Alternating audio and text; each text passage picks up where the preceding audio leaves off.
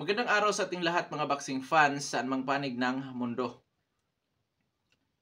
Ang mga bakbakan na ating tatalakayin ngayon ay ang nalalapit na labanan sa pagitan ni Orlando Gonzales kontra George Castañeda.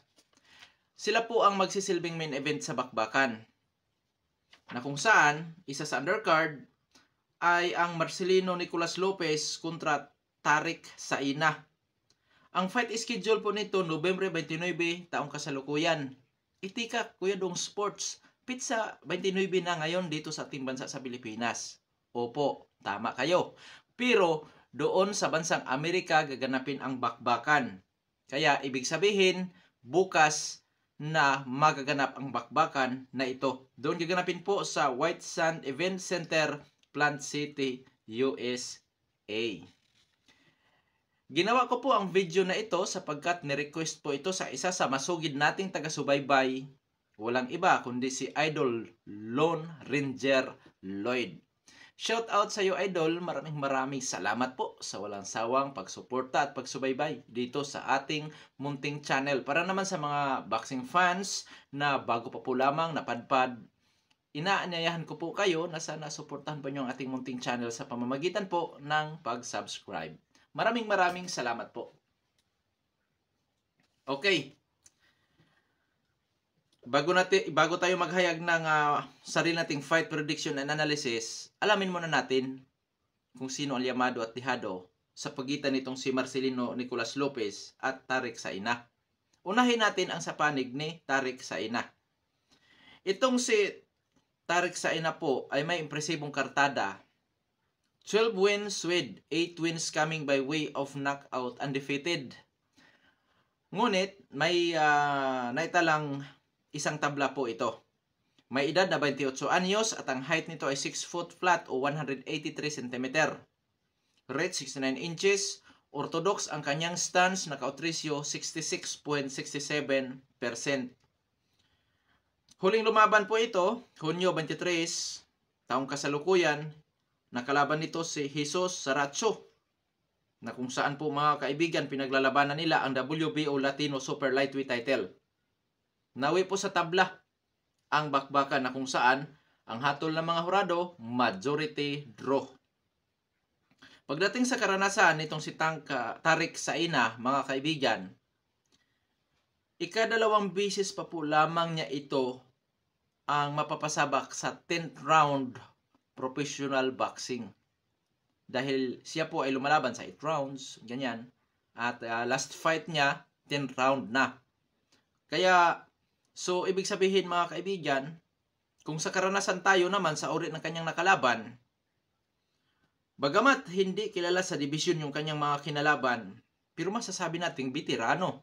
Katulad nitong si Aristides Perez na may kartadang 32 wins with 18 losses. Idagdag natin si Daniel Armando Valenzuela na may 36 wins with 45 losses.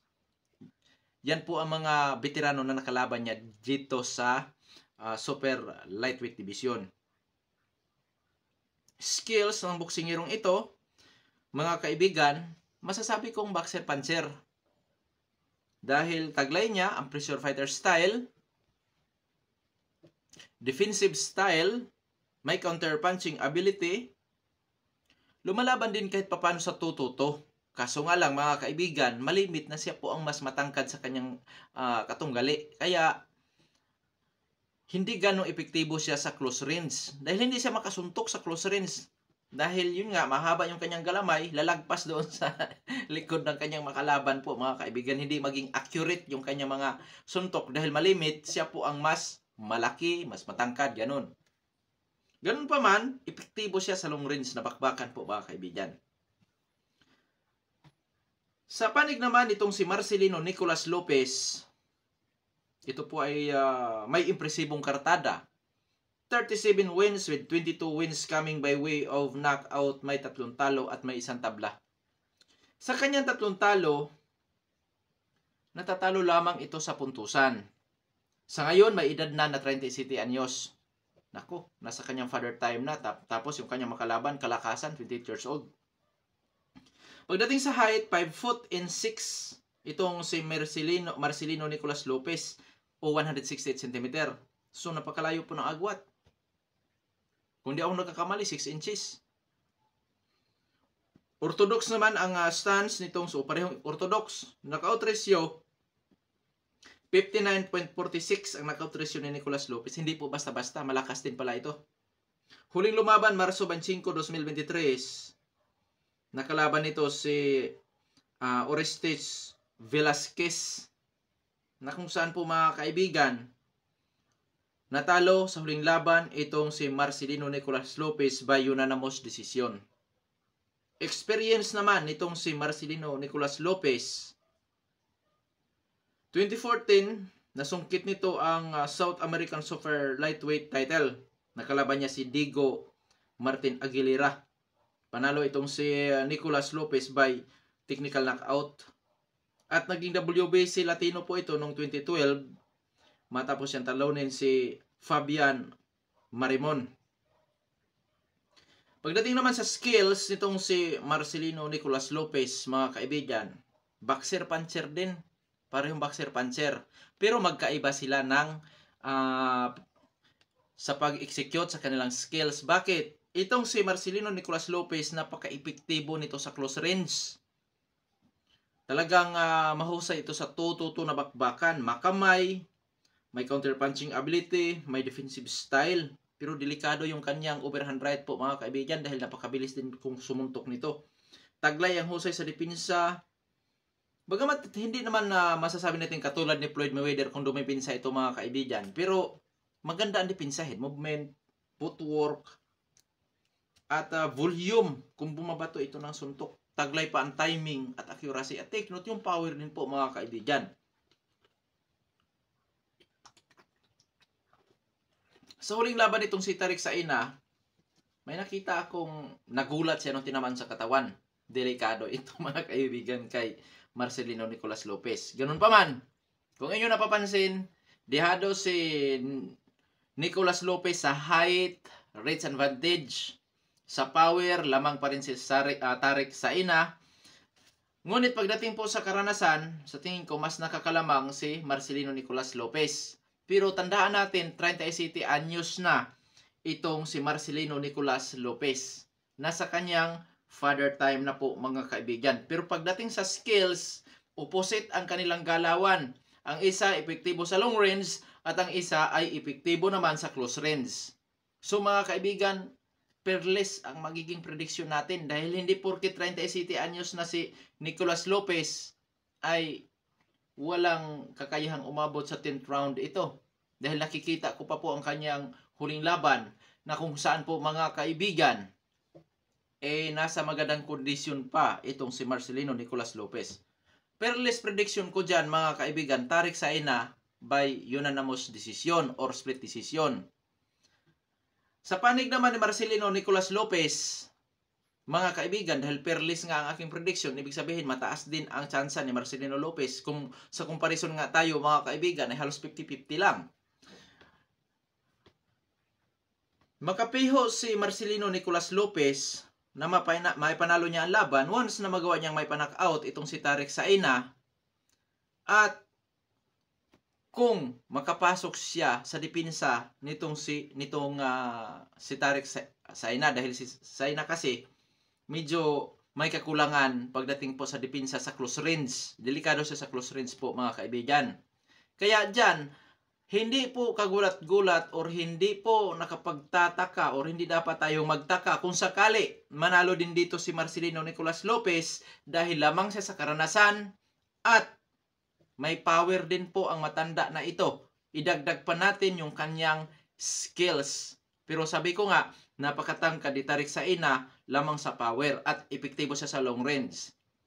Kung hindi mapasok ito ni Marcelino Nicolas Lopez, delikado siya dyan, mga kaibigan, na matalo sa puntusan.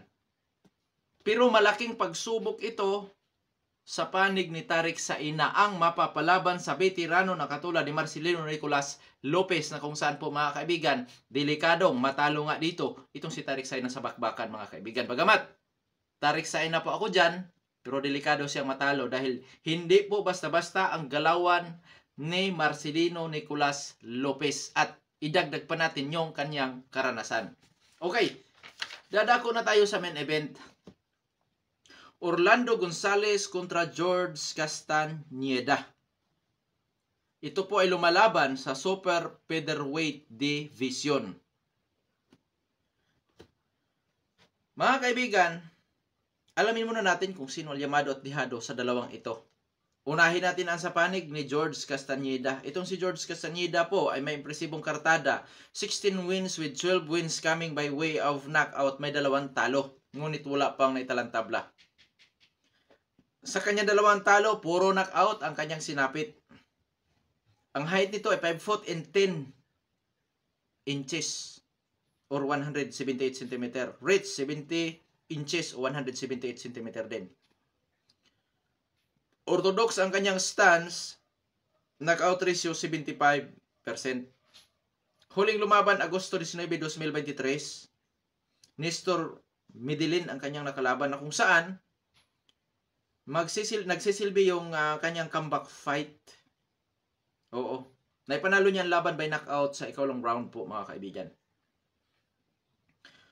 Huling talo naman ito noong Hunyo 10, 2022, nakalaban nito si Eduardo Hernandez na ngayon sa kasalukuyan ay rank number 13 sa WBO at kung di ako nagkamali pati sa WBC rank number 1 ito. Kung hindi ako nagkakamali, ito yung tinalo ni Usyk Foster kamakailan lamang. Na kung saan dito nakatikim ng technical knockout sa unang round itong si George Castañeda. At ang unang nagpalasap naman ng talo kay George Castañeda, mga kaibigan, ay si Randy Moreno o Chua noong 2018. Scheduled 10th round, ang itinagal lamang nitong si Castañeda ay 6th round po. Skills. Ang skills nitong si George Castañeda, may defensive style which is yung kanyang back pedal, may counter punching ability, may pressure puncher, boxer puncher din po, mga kaibigan. Lumalaban sa tututong na bakbakan din ito. Ngunit, marami ang kakulangan nitong si George Castañeda, lalo na pagdating po sa depensa. Delikado yung kanyang depensa, mga kaibigan. Lalo na kung katulad niyang power puncher din ang kanyang makakaharap, matira ang matibay. Yun ang kanya Matira ang matibay dahil tumatanggap ito ng suntok po, mga kaibigan. Matira ang matibay nga. Epekto ang kanyang galawan sa long range. Yung kanyang 1-2 kombinasyon, jab 1-2 kombinasyon, tapos yung kanyang mga upper. Epektibo din yun. Kaso nga lang, mga kaibigan, yun nga yung depensa nito.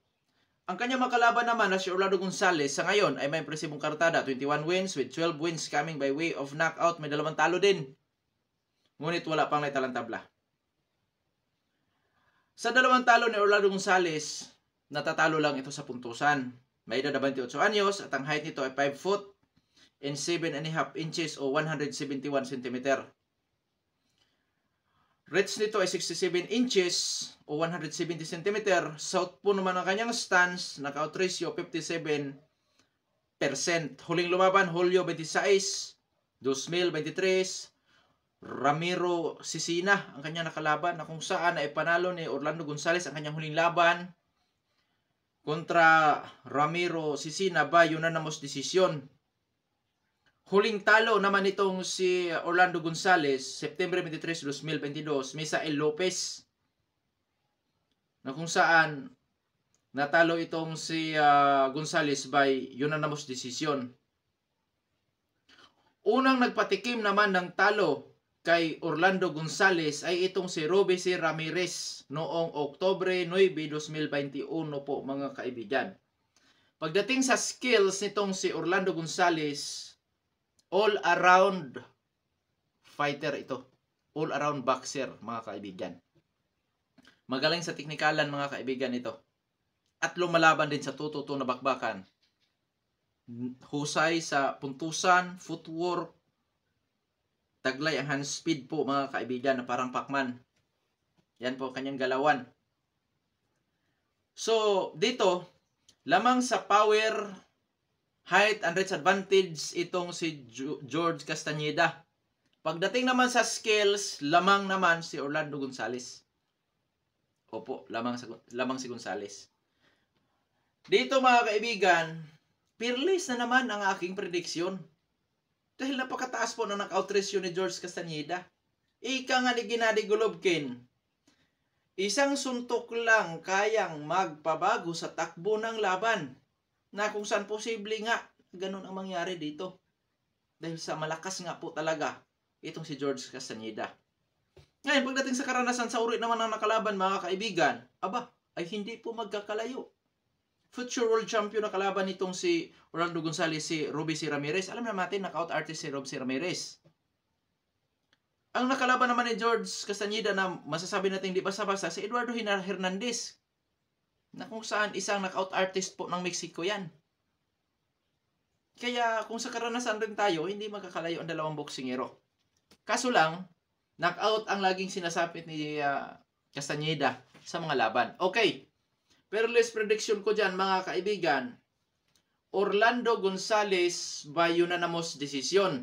At posible din na magawa niyang ma-knockout itong si George Castañeda dahil sa kakulangan sa depensa. Sa panig naman itong si George Castañeda mga kaibigan, tanging tsansa niya dyan para may panalo ang laban ay ang in-knockout si Orlando Gonzales sa bakbakan. Tanong, may kakayahan ba si George Castañeda? Siyempre naman, sa tangkad na yan, sa lakas sumuntok na yan, imposibleng hindi yan makapagpatama po kay Orlando Gonzales.